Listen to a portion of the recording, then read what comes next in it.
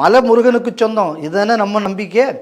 அப்போ திருப்பரங்குன்றம்ங்கக்கூடியது இன்னும் அதற்கு முன்னாடி, அது இன்னும் சொல்ல போனால் திருமுருகாற்றுப்படையிலேயே அந்த மலையே முருகன் வருது. அப்போது அந்த இடத்துல மகாராஷ்டிராவில் வந்தவர்கள், அப்போ அவங்கெல்லாம் கைபர் போலன் கணவாய் வழியாக வரலையா? அப்போ அவங்க நல்லூர் வழியாக வந்தாங்களா இல்லை ஓங்கோல் வழியாக வந்தாங்களா? இந்த கேள்விக்கு நீங்கள் இப்போ முதல்ல பதில் சொல்லி ஆகணும். ரெண்டாவது, வெள்ளக்காரங்காலத்தில் இது உங்கள் இடம் உரிமையை கோரி வாங்கி கேஸ் ஜெயிச்சாச்சு.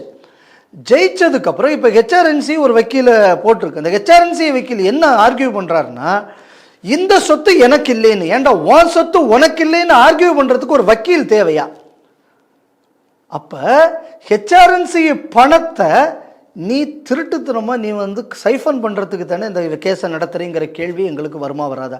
சார், கேஸுக்கு நான் வக்கீல் எதுக்கு போடணும்னா, என் உரிமையை மீட்பதற்காக, இல்லைன்னா எனக்கு நியாயம் கிடைக்கிறதுக்காக நான் போடணும். என் சொத்து எனக்கு இல்லைன்னு சொல்கிறதுக்கு நான் காசு கொடுத்து வக்கீலை வைக்கிறது அப்படின்னா இதையும் கூட ஒரு அயோக்கியத்தனமான விஷயம் இந்த உலகத்தில் இருக்க முடியாது. இதுதான் இந்த ஜோதிங்கக்கூடியவருக்குள்ள ஆர்கியூமெண்ட் இருந்துச்சு.